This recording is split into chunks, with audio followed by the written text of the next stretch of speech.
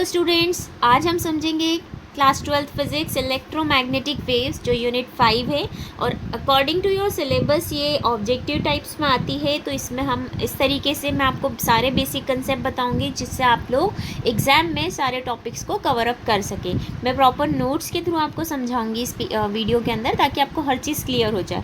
तो आज के जो कंटेंट्स है जो इस टॉपिक में मेन है वो है इलेक्ट्रोमैग्नेटिक वेव्स क्या होती है, उनकी प्रॉपर्टीज़ क्या होती है, एटमॉस्फेयर की कौन कौन सी लेयर्स हैं, इलेक्ट्रोमैग्नेटिक स्पेक्ट्रम क्या होता है, और क्या जो हाइट होती है टीवी एंटीना की, जो रेंज होती है, उसका एक डेरिवेशन देखेंगे हम लोग। चलिए अब हम आगे कंटिन्यू करते हैं बेटा। Hello students, today I am going to start unit 5 electromagnetic waves and electromagnetic waves, ठीक है, ऑफ क्लास 12th। सो इस चैप्टर के अंदर हमें समझना है इलेक्ट्रोमैग्नेटिक वेव्स क्या होती हैं, ऐसी कौन सी रेज होती है जो हमारे टीवी ट्रांसमिशन, सैटेलाइट कम्युनिकेशन, इन सब में यूज़ होती है। अलग अलग टाइप के हम रेज के बारे में पढ़ेंगे। हर्ट्स में क्या कंसेप्ट दिया था इसमें वो समझेंगे। तो हाइट ऑफ टीवी एंटीना का एक डेरिवेशन है छोटा सा, उसको भी हम समझेंगे। चलिए हम स्टार्ट करते हैं। क्वेश्चन वाइज ही हम एक्सप्लेन करेंगे इस चैप्टर को, तो ज़्यादा ईजी रहेगा। सबसे पहले हम बात करते हैं what are electromagnetic waves and right their properties. आप नाम से सुनो, इलेक्ट्रोमैग्नेटिक, इलेक्ट्रिक भी फील्ड होगी उसमें और मैग्नेटिक भी फील्ड होगी। देखो यहाँ से हमें नाम से समझ में आ रही है। An electromagnetic waves are produced by accelerating और oscillating charge particle. In this type of wave, both electric and magnetic oscillations are present, which are perpendicular to direction of motion.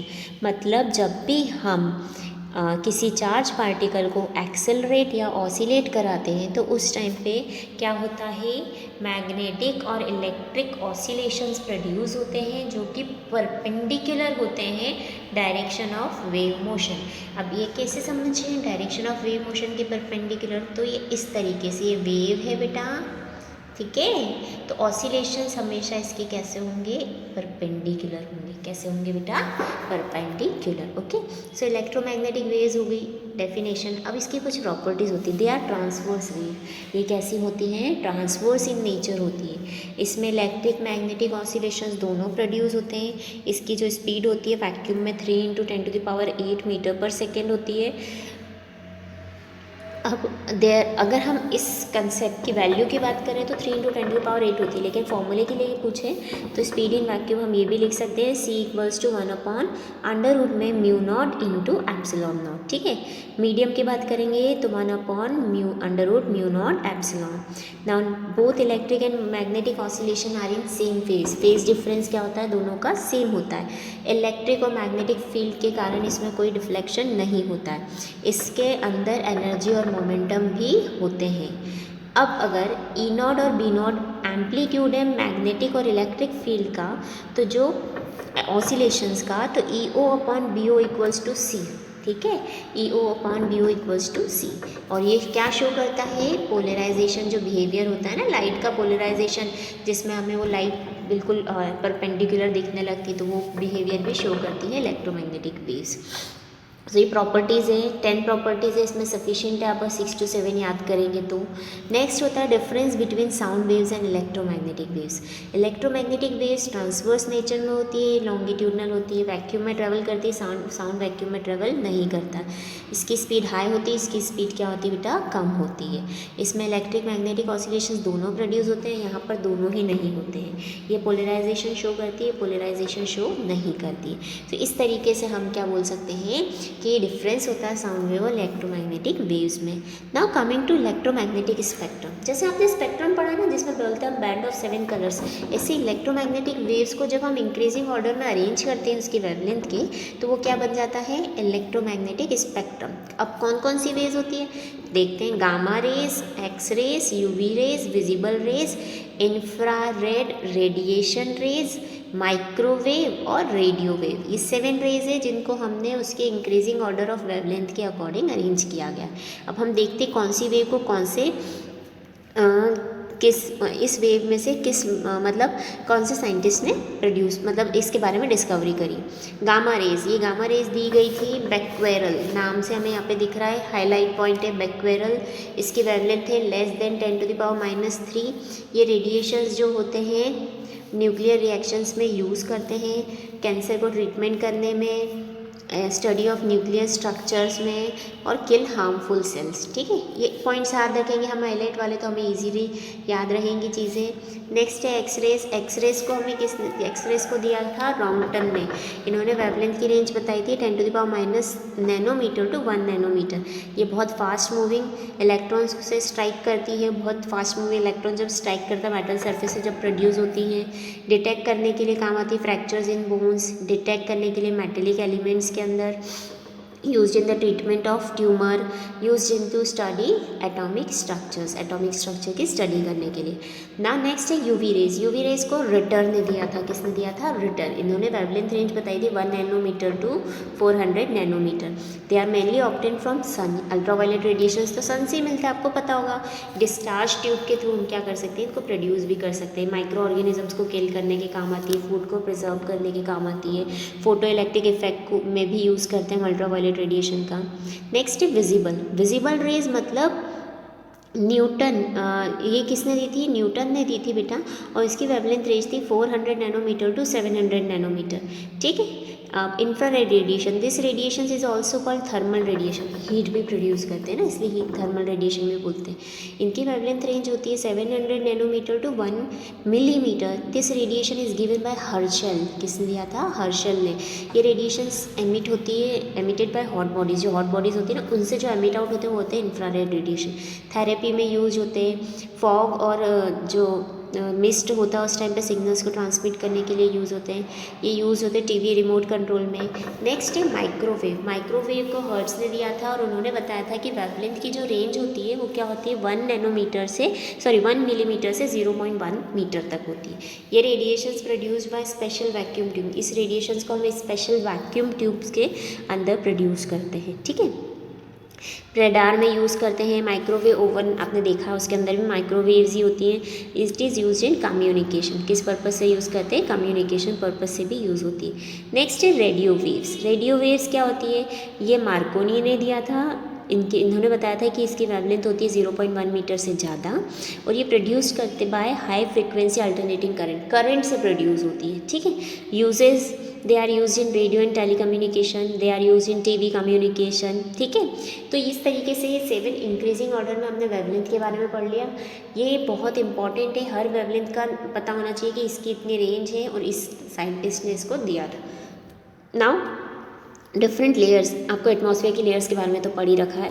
Troposphere होती है, स्ट्रेटोस्फेयर होती है, ozonosphere होती है, mesosphere, ionosphere. जो most important topic है इसके लिए वो है आइनोस्फेयर। आइनोस्फेयर में क्या होता है? ये 80 to 300 किलोमीटर होती है अर्थ की सरफेस से, और इस लेयर में बहुत सारे अमाउंट में फ्री इलेक्ट्रॉन्स और आयंस प्रेजेंट होते हैं, इसलिए ये बहुत इंपॉर्टेंट रोल प्ले करती है कम्युनिकेशन में। अब कैसे करती है उसको समझते हैं।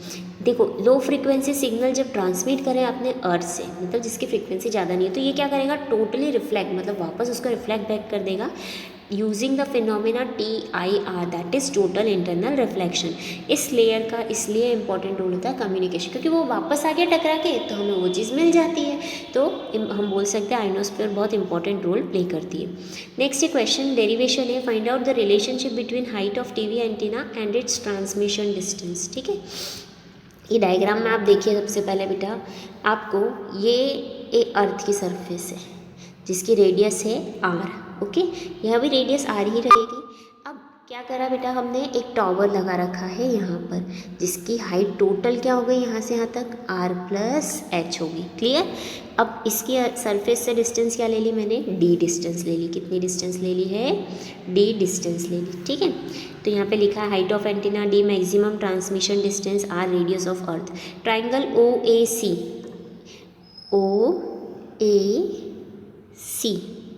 ये वाला पूरा वाला ट्राइंगल। ठीक है। इसमें हम लगाएंगे PGT थ्योरम। कौन सी थ्योरम? PGT। तो OA² equals to AC² plus OC²। OA की वैल्यू आपको दिख रही डायग्राम में पूरी R+H है, D² plus R²। A plus B का होल स्क्वायर ओपन किया, A² मतलब R² plus H² plus 2RH equals to D² plus R²। तो D² की वैल्यू हो गई H² प्लस 2RH। अब ये जो H है ना, ये वाली हम H की बात करें बेटा, तो इसकी जो हाइट होती है बहुत स्मॉल होती है, तो हम इसको इग्नोर कर देते हैं। तो d² इक्वल्स टू मिला 2RH, तो d की वैल्यू हो गई √2RH। मतलब जो ट्रांसमिशन डिस्टेंस होती है वो कितनी होती है, अंडर रूट में 2 टाइम्स होती है, 2 रेडियस ऑफ अर्थ और हाइट की एंटीना की। ठीक है। नाउ लास्ट है एक्सप्लेन हर्ट्ज एक्सपेरिमेंट। हर्ट ने क्या एक्सपेरिमेंट दिया था, उसने ये बताया था कि कैसे हम इलेक्ट्रोमैग्नेटिक वेव्स के बारे में पता लगा सकते हैं। तो उसने क्या किया था यहाँ पर बेटा, आपको एक इनपुट प्राइमरी और सेकेंडरी कॉइल्स आपको पता ही है हम यूज़ करते थे। इंडक्शन कॉइल एक प्राइमरी होती है और एक सेकेंडरी कॉइल होती है। यहाँ से हम इनपुट वोल्टेज देंगे बेटा। अब बेटा आप देखिए यहाँ पर सिंपल सी चीज़ है कि यहाँ आपको 2 S1 और S2 2 स्लेट्स दिख रहे हैं, इनके बीच में स्पेस है। कैसी है, खाली जगह है। खाली जगह है तो ये क्या होंगे, 1 मिनट, देखिए स्पेस है तो यहाँ पे फ्री आयंस और इलेक्ट्रॉन्स होंगे, जिससे जो हमने वोल्टेज दिया वो क्या होगा, एक्सेलरेट होगा। और उसके एक्सेलरेट होने से क्या होगा, EMW वेव्स प्रोड्यूस होंगी। अब ये प्रोड्यूस हुई तो यहाँ पर एक डिटेक्टर बैठा हुआ है, वो डिटेक्टर ने वहाँ पर भी सेम S1 डैश और S2 डैश लगे हुए हैं। उसने जैसे ही यहाँ पर स्ट्राइक करा उसने, तो फ्री आयंस डेफिनेटली मूव हुए होंगे वहाँ से, उसने कुछ हलचल वहाँ करी होगी, तो वो डिटेक्टर ने डिटेक्ट कर लिया कि यहाँ पर कुछ ना कुछ हुआ है, स्ट्राइक हुई है। तो बताया गया है कि ये क्या है, इलेक्ट्रोमैग्नेटिक वेव्स है। तो इस सेटअप के अंदर हमें एक लगा ट्रांसमीटर, जहाँ से हम वोल्टेज प्रोवाइड करेंगे, वो होगा 10,000 वोल्ट। मेटेलिक स्फेयर्स दिए गए हैं सेकेंडरी कॉइल के अलोंग। डिटेक्टर है जो कि मेटेलिक स्फेयर लगे, जिसके अंदर S1 S dash with the help of wire. और फिर क्या है, वर्किंग तो आपको पता ही है कि हमने हाई वोल्टेज दिया स्फेयर्स के आसपास, तो उनके बीच की जो एयर है वो आयनाइज होगी, जिसके कारण इलेक्ट्रोमैग्नेटिक वेव्स प्रोड्यूस होंगी। ये वेव्स जैसे ही S1 डैश और S2 डैश के पास जाएगी तो एक स्पार्क प्रोड्यूस होगा। क्या प्रोड्यूस होगा, स्पार्किंग प्रोड्यूस होगी, जो कि कंफर्म करेगी प्रोडक्शन ऑफ इलेक्ट्रोमैग्नेटिक वेव्स। क्या कंफर्म करेंगी, इलेक्ट्रोमैग्नेटिक वेव्स प्रोड्यूस हो चुकी है, इसका कंफर्मेशन देगी। ठीक है ना। नेक्स्ट है डिस्प्लेसमेंट करंट, छोटे सी टॉपिक है। डिस्प्लेसमेंट करंट आई है बेटा, डेफिनेशंस डेफिनेटली एग्जाम में आई गई है, इसलिए ध्यान से सुनना। Displacement current is produce due to the variable electric field and this current is given as ID equals to epsilon naught d phi E by dt, that is phi E equals to electric flux. Displacement current मतलब वो current जो कि variable electric field के कारण produce होता है। Static electric field नहीं, variable electric field के कारण जो करंट प्रोड्यूस होता है उसको हम बोलते हैं डिस्प्लेसमेंट करंट। ठीक है, देखिए बेटा इसके साथ ये चैप्टर हमारा यूनिट हमारी ख़त्म होती है। इसमें हमने क्या क्या समझा है वो मैं एक बार गो थ्रू करवा देती हूँ। हमने इलेक्ट्रोमैग्नेटिक वेव्स क्या होती है वो समझी, उसकी 10 प्रॉपर्टीज़ पढ़ी थी। उसके बाद हमने इलेक्ट्रोमैग्नेटिक स्पेक्ट्रम पढ़ा था, जिसमें हमने डिफरेंट वेवलेंथ के अकॉर्डिंग इंक्रीजिंग ऑर्डर में जमाया गया था, और वो 7 रेज का था, इसलिए उसको स्पेक्ट्रम बोला गया था। गामा रेज, फिर माइक्रोवेव, इंफ्रारेड, रेडियो, इस तरीके की वेव्स पढ़ी थी। फिर हमने लेयर्स ऑफ एटमॉस्फेयर देखा था, जिसमें हमने आयनोस्फेयर का बहुत इंपॉर्टेंट रोल बताया था कम्युनिकेशन पर्पस से। कैसे, क्योंकि वो लाइट को सिग्नल्स को रिफ्लेक्ट बैक कर देती है यूजिंग द फिनोमेना TIR, इसलिए उसका बहुत इंपॉर्टेंट रोल होता है। फिर हमने हाइट ऑफ एंटीना का डेरिवेशन निकाला था, जिसमें हमने D equals to √2RH proof किया था। और फिर हमने हर्ट्ज का एक्सपेरिमेंट देखा था, जिसने एक स्पार्क प्रोड्यूस होने के कारण कंफर्म करके बताया था कि यहाँ इलेक्ट्रोमैग्नेटिक वेव्स जनरेट होती है। और लास्ट हमने डिस्प्लेसमेंट करंट को देखा, जो कि वेरिएबल इलेक्ट्रिक फील्ड के कारण प्रोड्यूस होता है। सो ओके बेटा, इसके साथ ये कंप्लीट होता है। Thank you.